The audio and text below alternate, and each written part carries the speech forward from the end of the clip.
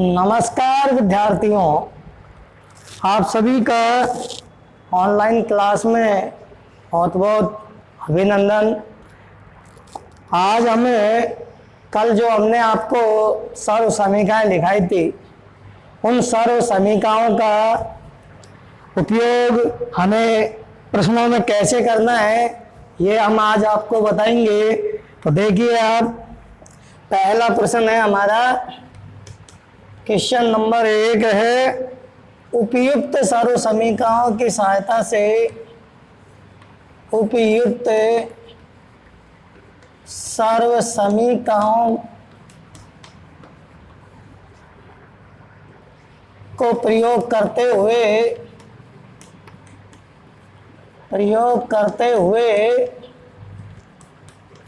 और हमें गुणनफल ज्ञात करते हैं।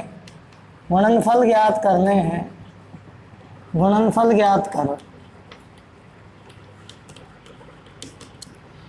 पहला प्रश्न है हमारा, उपयुक्त सर्व समीकरणों को प्रयोग करते हुए गुणनफल ज्ञात करो। तो पहला है, इसने अपन को पहला दिया है x + 4 और x + 10। दूसरा इसने दिया है अपन को x + 8 और x - 10 और चौथा है इसका y² + 3/2 और y² - 3/2 और इसका पांचवा है 3 + 2x और 3 - 2x। ये है विद्यार्थियों हमारे पहले सवाल में जो हमें दिए हैं, वो दिए हैं, शुरू के 2 इधर लिख दिए मैंने और जो चौथा है इसका वो इधर लिख देता हूँ। चौथा है y² + 3/2 और y² - 3/2। इनका हमें उपयुक्त सर्व समीकरणों की सहायता से गुणनफल ज्ञात कर दें। तो कैसे हल करेंगे हम, देखिए हल में। और सबसे पहले हम पहला हल करेंगे और पहले में हमें दिया है x + 4 और x + 10। कल हमने आपको पहली सर्व समीकरण बताई थी x + a x + b और इनका गुणनफल होता है x² प्लस कोष्टक में a + b × x और प्लस का ab। इसका गुणनफल जो होता है वो इसके बराबर होता है x² प्लस कोष्टक में a + b × x + ab के बराबर। तो ये हो जाएगा, देखो, x + 4 और x + 10 बराबर। यहाँ x + a x + b है, तो देखो इधर x की जगह x, a की जगह 4 है और b की जगह 10 है। तो इसमें अपन को x² की जगह x² प्लस a की जगह रखेंगे 4 और b की जगह रखेंगे 10 और इंटू में x, और यहाँ a और b के दोनों मानों का गुणा करेंगे। तो ये हो जाएगा, देखो, x² प्लस 4 और 10 को जोड़ा तो 14 हो गए इंटू में x, और 4 का और 10 का गुणा करें तो बेटा 40 हो गए इसका गुणनफल। तो ये हो गया x² प्लस 14 को x से गुणा करा 14x और ये प्लस के 40 और ये इसका गुणनफल आ गया। इस तरीके से हम इसका पहला हल करेंगे। किस तरीके से? सबसे पहले तो हमें दिया है x + 4 और x + 10, यानी ये जो हमें वो दिया है वो हमारी सर्व समीकरण x + a और x + b के रूप में है। तो इसका जो गुणनफल मैंने आपको बताया था वो बताया था बेटा x² प्लस कोष्टक में a + b इंटू में x + ab के बराबर में होता है। अब हमने जब इन दोनों की तुलना की तो a बराबर 4 और b बराबर 10 हमें प्राप्त हो रहा है। तो x² की जगह x² रखेंगे, प्लस की जगह प्लस रखेंगे, a की जगह 4 रख दिया, प्लस b की जगह 10 रख दिया और इंटू में x, और यहाँ a के मान का और b के मान का हमने क्या कर दिया, गुणनफल कर दिया। तो ये आ गया x² + 4 और 10 को जोड़ा तो 14 आ गया इंटू में x, और 4 को 10 से गुणा किया 40 आ गया। तो ये आ गया एक्स स्क्वायर प्लस 14 को x से गुणा किया 14x और ये प्लस के 40 आ गई। इस तरीके से हमारा पहला सवाल हल हो रहा है। अब हम देखेंगे इसका दूसरा है इसका बेटा x प्लस के 8 और x माइनस के 10। बिल्कुल वही सर्व समीकरण इसमें लगने वाली है। x प्लस a और x प्लस b बराबर में एक्स स्क्वायर प्लस कोष्टक में a plus b into x और प्लस में ए बी, ये इसका गुणनफल होता है।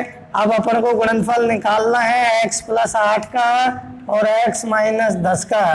तो ये तो a का मान हो गया इसमें, ये b का मान हो गया। तो ये आ गया एक्स स्क्वायर प्लस a की जगह 8 और b की जगह माइनस 10 इंटू में x प्लस और ये 8 गुणा माइनस के 10 हो गई। तो ये आ गया एक्स स्क्वायर प्लस 8 में से माइनस के 10 गए तो माइनस के 2 बचे इंटू में x और 8 को माइनस 10 से गुणा किया तो माइनस के 80 आ गए। तो ये आ गए एक्स स्क्वायर माइनस 2 को गुणा x से करेंगे माइनस 2x और प्लस को माइनस 80 से गुणा करेंगे तो माइनस के 80 और ये हमारा इसका क्या आ गया गुणनफल आ गया। तो पूर्ववर्ती जो हमारी सर्व समीकरण है x plus a x plus b बराबर एक्स स्क्वायर प्लस कोष्टक में a plus b into x plus a b. अब आपको मैंने कल ही कहा था यदि हमें सर्व समीकरण याद नहीं है तो हम इस सवाल का हल नहीं निकाल सकते। अतः गणित में जब तक सूत्र याद नहीं होगा तब तक आप सवाल को हल नहीं कर सकते। अब देखेंगे इसका तीसरा है इसका वाई स्क्वायर प्लस 3/2 और दूसरे कोष्टक में है वाई स्क्वायर माइनस 3/2। तो ये जो सर्व समीकरण है हमारी वो है a प्लस बी और a माइनस बी के रूप में आ रहा। देखो वाई स्क्वायर प्लस 3/2 दोनों जगह संख्या सेम होनी चाहिए इधर, और बीच में एक बार प्लस का चिन्ह और एक दूसरे में माइनस का चिन्ह हो, या पहले माइनस का और बाद में प्लस का हो, किसी तरीके से हो सकता है ये। तो a प्लस बी और a माइनस बी के रूप में है। इसके लिए हमने आपको सर्व समीकरण बताई थी कि इनका जो गुणनफल होता है वो a का स्क्वायर माइनस बी के स्क्वायर के बराबर में होता है।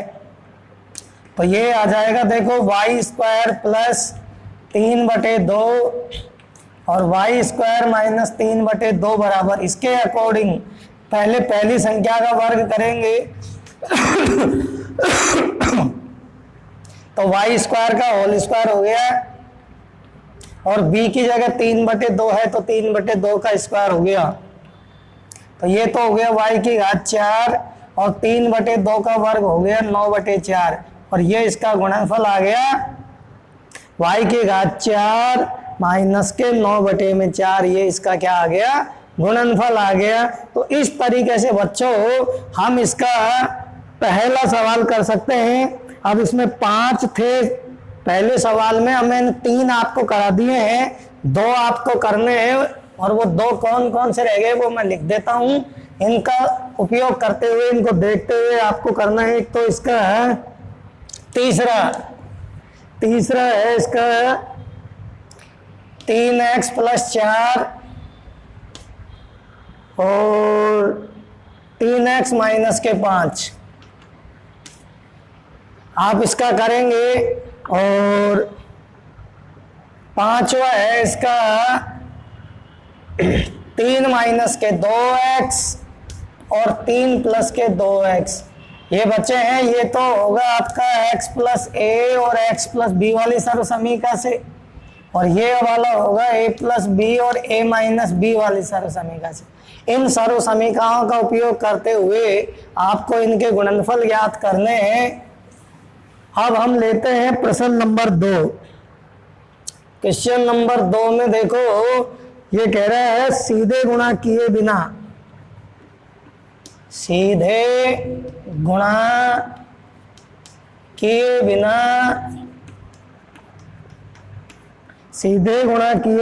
गुणनफल ज्ञात कीजिए। सीधे गुणा किए बिना गुणनफल ज्ञात करना है अपन को, यानी गुणा सीधे नहीं करना है। तो पहला है देखो 103 गुणा 107, दूसरा है इसमें 95 गुणा 96, और तीसरा है इसमें 104 गुणा 96। हमें पहले की तरह ये नहीं 103 गुणा 107 साधारण तरीके से कर दिया, क्योंकि प्रश्न है कि आपको सीधे गुणा किए बिना अर्थात सर्व समीका का उपयोग करके ही इनका क्या करना है, गुणनफल ज्ञात करना है। तो हम पहले का गुणनफल करेंगे। देखो पहला है इसका 103 गुणा 107। अब हम 103 को तो लिखेंगे 100 + 3 और 107 को लिखेंगे 100 + 7। पहले दो संख्याओं के रूप में इनका विभाजन करेंगे। अब चूंकि हमारी सर्व समीका होती है x + a और x + b और बराबर में होता है x² प्लस कोष्टक में a + b into x + ab। तो ये देखिए ये हो जाएगा 100 + 3 और 100 + 7 बराबर x की जगह 100 हो गया, a की जगह 3 हो गया और b की जगह 7 हो गया। तो ये कह रहा है x² की जगह 100 का स्क्वायर प्लस a की जगह 3 और b की जगह 7 और x की जगह 100 प्लस ये आ गया 3 गुणा 7। तो 100 का वर्ग हो गया 10,000 और ये 3 और 7 हो गए 10। 100 से गुणा हो रहा है और 3 का 7 से गुणा किया तो 21। तो ये हो गए 10,000 प्लस 10 को 100 से गुणा किया 1,000 और ये 21। इन तीनों को जोड़ेंगे 10,000 और 1,000 जोड़ा तो 11,000 और ये 21। तो ये आ गए 11,021 और ये इसका क्या आ गया, गुणनफल आ गया। तो हमने क्या किया, सबसे पहले तो 103 को तो लिखा 100 + 3 के बराबर में और 107 को लिखा 100 + 7 के रूप में। फिर ये x + a और x + b के रूप में बन गए। तो x + a x + b का गुणनफल मैंने लिख रखा है सामने x² प्लस कोष्टक में a + b इंटू में x और इसमें मान हमने जमा दिए। तो ये हो गया देखो x² यानी 100 का स्क्वायर, क्योंकि x की जगह यहाँ 100 है, प्लस a की जगह 3 और प्लस b की जगह 7 और x का मान 100। a के मान कर b के मान का गुणा कर दिया इधर। 100 का वर्ग हो गया 10,000। 100 का मतलब वर्ग का मतलब है 100 गुणा 100।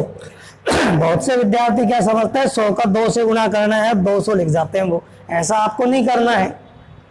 3 और 7 10 हो गए इंटू 100 हो रहा है, 3 का 7 से गुणा किया 21। तो 10,000 प्लस ये 1,000 हो गया, ये 21 और इन तीनों संख्याओं को जोड़ा तो 11,021 इसका गुणनफल आ गया। अब इसका दूसरा देखिए, दूसरा है 95 गुणा में 96। तो 95 को तो हम लिखेंगे, देखो 95 को 90 + 5 से और 90 + 6 से भी कर सकते हैं और 100 के हिसाब से भी इनको कर सकते हैं। हम 100 के हिसाब से बता रहे हैं आपको। तो इसको तो लिखेंगे 100 - 5 गुणा और इसको लिखेंगे 100 - 4। वैसे आप इसको 90 + 5 और 90 + 6 के रूप में भी लिख सकते हैं। तो वही सर्व समीका बनेगी हमारी x + a x + b बराबर x² प्लस कोष्टक में a + b इंटू x और प्लस में ab।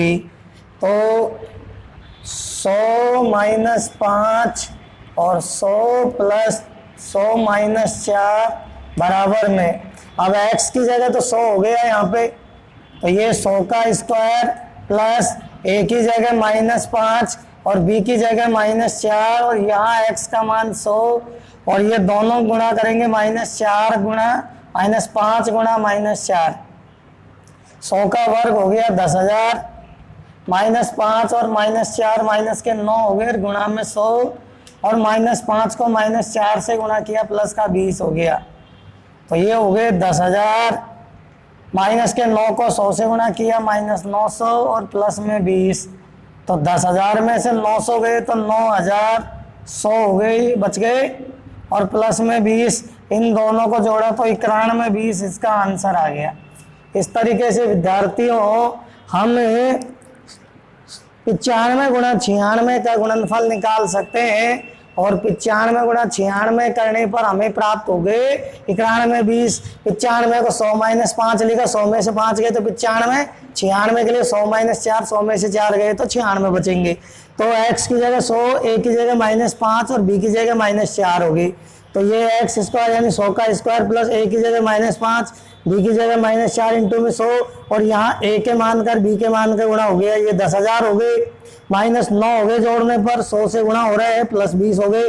माइनस माइनस की संख्याओं का गुणनफल हमेशा प्लस आता है। तो 10,000, ये माइनस के 900 और ये प्लस 20, 10,000 में से 900 गए तो 9100 बचे, 20 इसमें जोड़ दिए तो 9120 इसका गुणनफल आ गया। और इसका तीसरा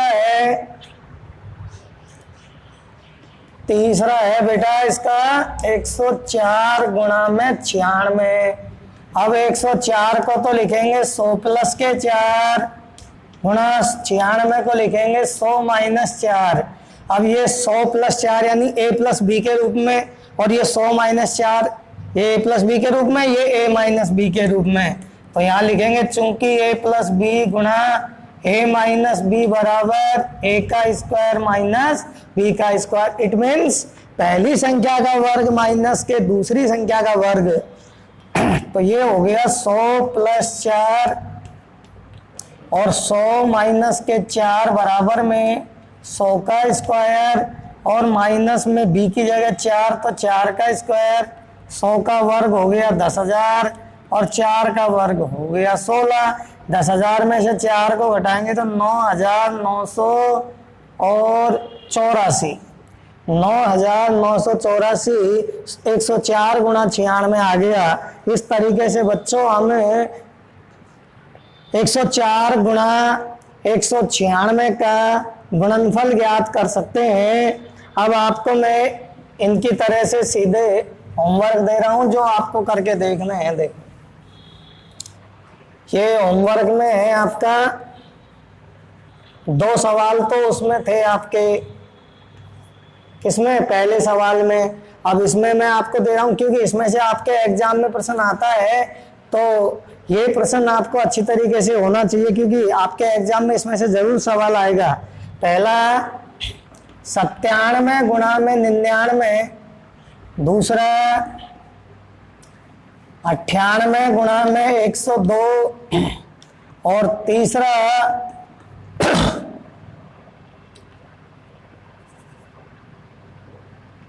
105 गुणा 106। इन तीनों के आपको सीधे गुणा किए बिना उपयुक्त सर्व समीका लगा करके और आपको इन सबके क्या करने हैं, गुणा करने हैं। तो कल की तरह आपको जो शेष बची सर्व समीकाएं हैं, सर्व समीकाएं जो आपको लिखाई गई हैं, वो सर्व समीकाएं याद करनी है। आपका ये होमवर्क भी है कि आपको इन सर्व समीकरणों को नियमित रूप से याद भी करते रहना है, क्योंकि आगामी सवालों में सवाल थोड़े जटिल आते जाएंगे। तो जब तक हमें सर्व समीकरण याद नहीं होंगी तब तक हम इन का उपयोग नहीं कर सकते, हमसे सवाल इनके नहीं होंगे। इस तरीके से बच्चों कल हम आपसे आगे की चर्चा करेंगे।